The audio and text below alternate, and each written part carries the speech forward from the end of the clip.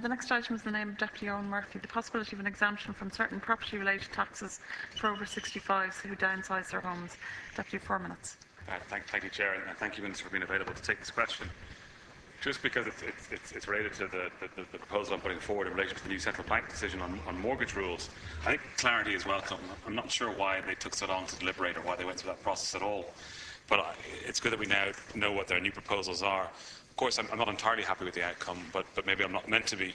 I do think it's incredibly unfair on people who are looking to move into a second home, which might be their first family home, because the way that they're going to be penalised, in fact, if they've already saved enough of what they thought had saved enough for their mortgage for that home, I find that that's doubled for them. I think the tiering is welcome.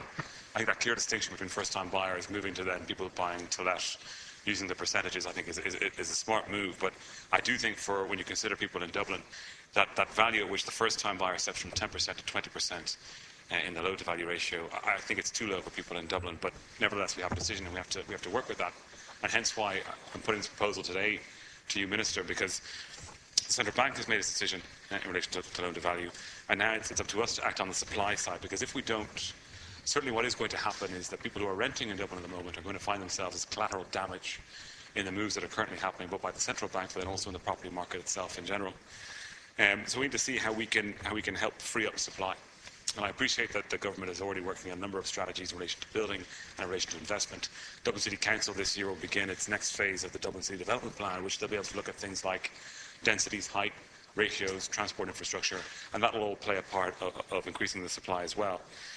But I think we in here, as legislators, and I think also in the department where the skill set is, can also think of ways which we can use the taxation system to incentivise people to move home, to change their attitudes, in fact, to the properties in which they live, and to how they do that. And, you know, if we look in Dublin, I think we see there's quite a lot of under-occupied housing stock.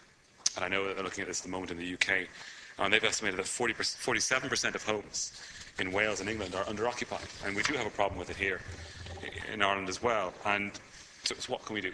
And one example I think that we could pursue, which is being promoted at the moment by the London Mayor Boris Johnson, is to introduce a capital gains tax exemption or reduction for people over a certain age, say 65, downsizing their property, which would then free up potential family homes, of which there is a shortage at the moment in Dublin at suitable prices. And we know of that problem, and we've known about it for quite some time. As I said, this proposal has been put for London by the Mayor there. And you know, where you find a lack of supply of suitable accommodation at the right price, and also under-occupation of dwellings, this is where this could have potentially a very positive impact. And I think we know from this city, certainly, but I hear anecdotally from other towns in the country, that there's a lot of housing stock that is being used appropriately as well, or potential housing stock. You walk through the city, you look above the ground floor, which might have a retail or commercial purpose, and you see boxes against windows, people using it for storage or for other means, which could actually be used much more, appropriately for housing. And this all builds into, I suppose, bringing in a cultural change into how we think about renting versus owning, how we think about where we live and why we live there. And I'd also note that this isn't for everyone, of course, and this isn't a forced thing. It's a way of incentivising a change of behaviour and a change of attitude. And just very briefly, to go through what the benefits would be. Well, if you're the seller and you're over 65, perhaps you've raised your kids, they're living in their own homes, you're downsizing. Thank you, Chair. You're downsizing. Well, if there's a capital gains tax exemption reduction, potentially 1/3 of the sale of that house price, you will now get to keep. That's a huge incentive to sell. And actually, at that age in your life, it's also extra protection for you in your old age as a potential addition to your pension. The benefit then for the housing stock, if it's an under-occupied home, for example, if it's a 4 or 5 bedroom house near local schools, near local transport, and you move out of that home, it's freeing up that home then for a family or for other users to come into it and to use that property in the best possible way. And that will also have a positive impact on rents and prices in the area, given that's an increase in supply. And then a further benefit would be that in this extra demand for apartment spaces that will result. And it would be an incentive or perhaps a motivation to start to look about how we're using those buildings in the city centre and urban villages that aren't being used properly above the ground floor. And that's how the benefit would have a wider impact across society, across how we look at property in this country.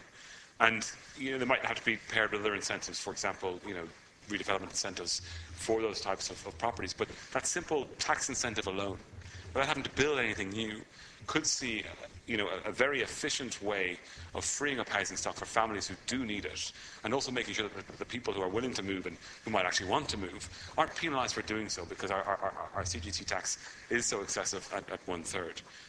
But that's the proposal, and I'll come back, perhaps, Minister, in the follow-up. Thank you. Okay, Minister.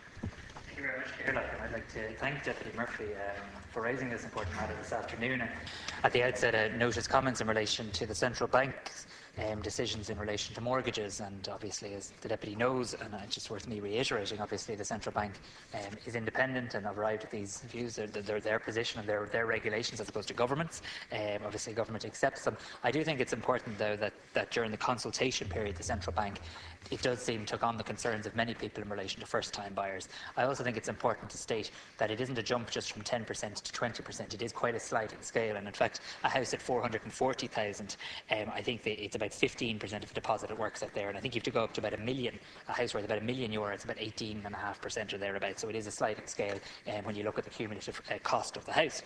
To get to the issue at hand, the introduction of the local property tax is part of a broader approach to the taxation of property, which aims to replace some of the revenues from transaction-based taxes, which have proved to be an unstable source of government revenue, with an annual recurring property tax, which international experience has shown to be a stable source of funding. The government decided that a liability to the local property tax should apply to all owners of residential properties, with a limited number of exemptions. This is consistent with the report of the Interdepartmental Group on the design of a local property tax, chaired by Dr. Don Thornhill, which concluded that a universal liability should apply to all owners of residential property with a limited number of exemptions.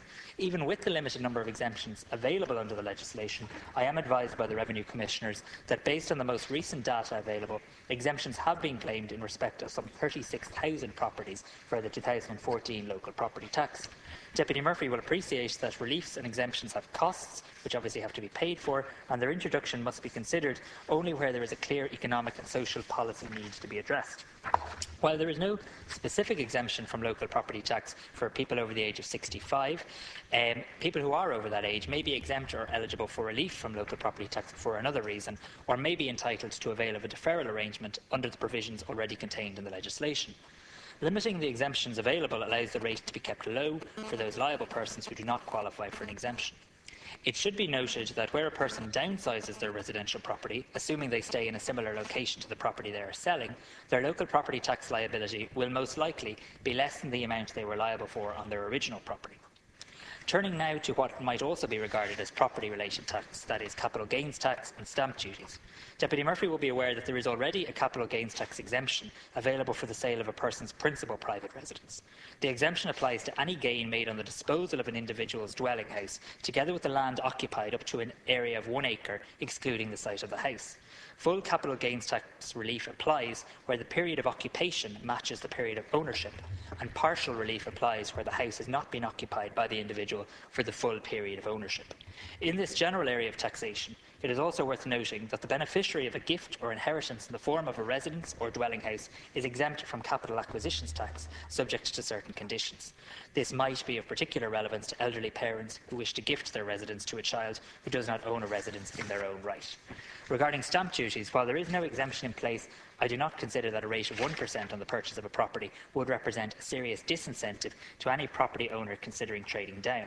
In these circumstances, Minister Noonan has no plans currently to introduce an exemption along the lines suggested by Deputy Murphy, but I will certainly relay Deputy Murphy's views to the Minister, and I might come back on the issue of supply and how we can best deal with that in the Dublin area in my follow-up as well.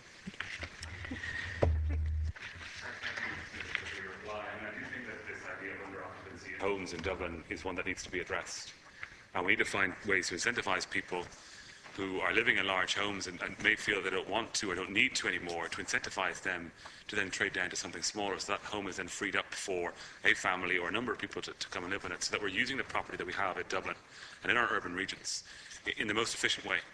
And I understand the points you're making on the local property tax, and I'm not going to speak to that because it wasn't really the area I was thinking of. I mean, the significance of full exemption of CGT for an elderly person over 65 trading down a house in Dublin at the moment is huge, 1/3 of the sale price.